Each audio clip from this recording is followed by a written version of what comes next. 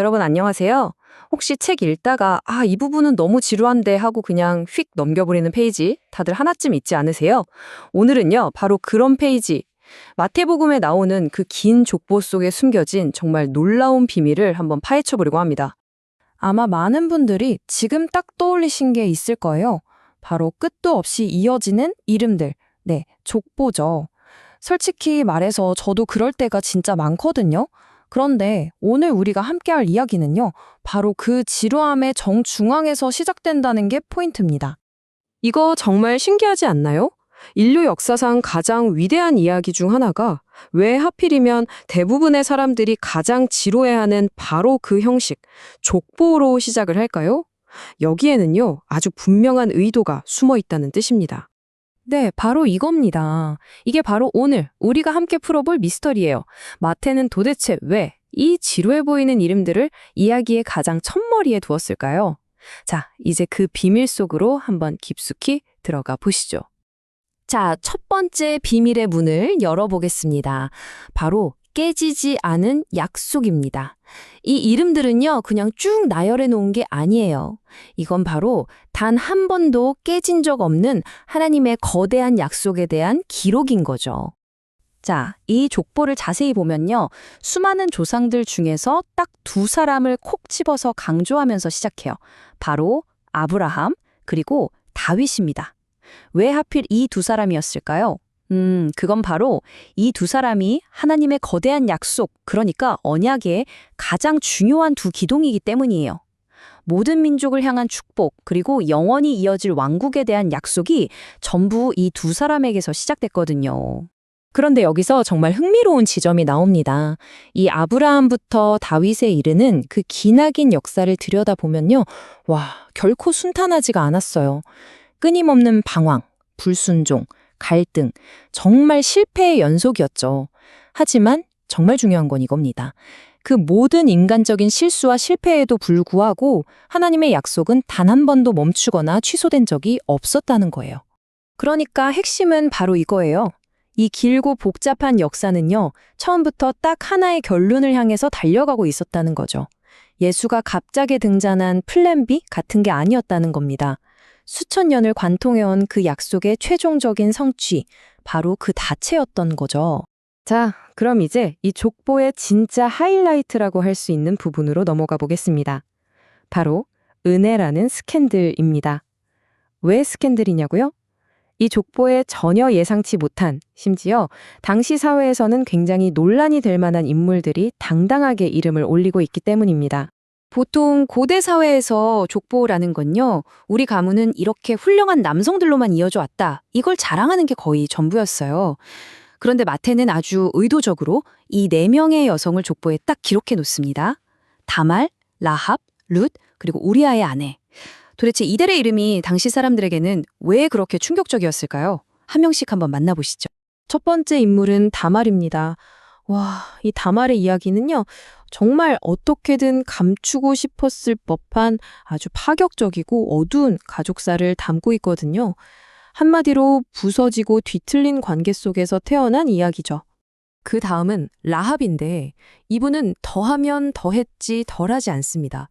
이스라엘의 적이었던 이방 도시 출신이었고요. 심지어 직업은 기생이었어요. 뭐 하나만 봐도 당시 족보에 오르기엔 정말 최악의 조건을 다 갖춘 셈이죠. 룻도 마찬가지예요. 이스라엘과는 오랜 적대 관계였던 모압 출신의 이방 여인이었으니까요. 그런데 정말 놀라운 건 뭔지 아세요?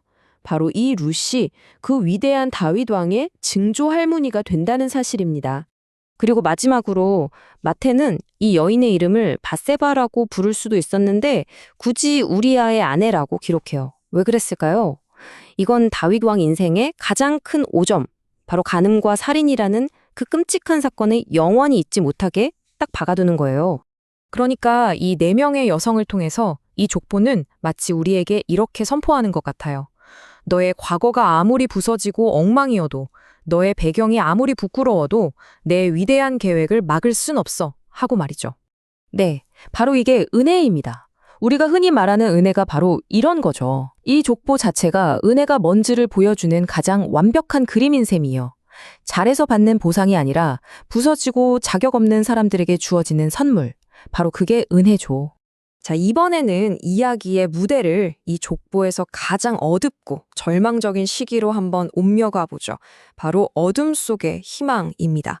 모든 것이 다 끝났다고 생각했던 바로 그 시간 속에 놀라운 희망의 메시지가 숨어 있거든요. 이스라엘 역사의 흐름을 보면 이렇습니다. 아브라함부터 다윗까지 찬란하게 빛나던 왕국 시대가 있었죠.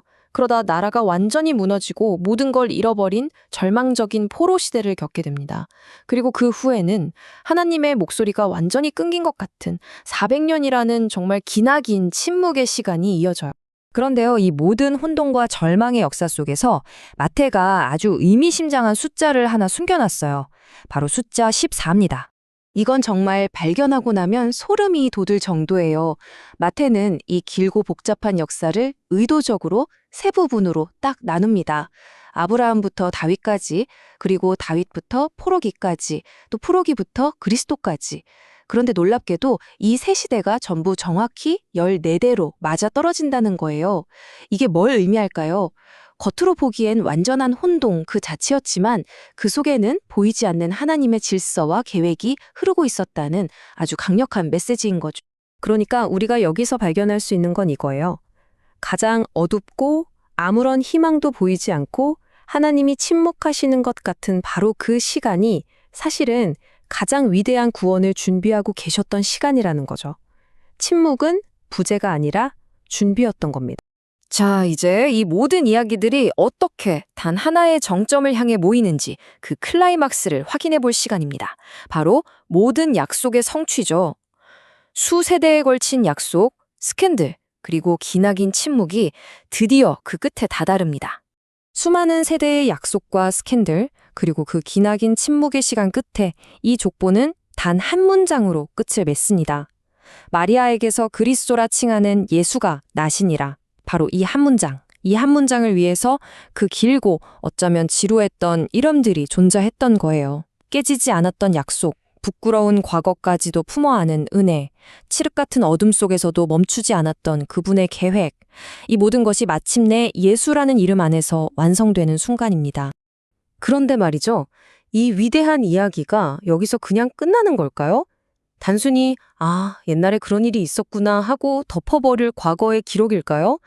아니면 바로 지금 우리에게 던지는 질문이 있는 걸까요?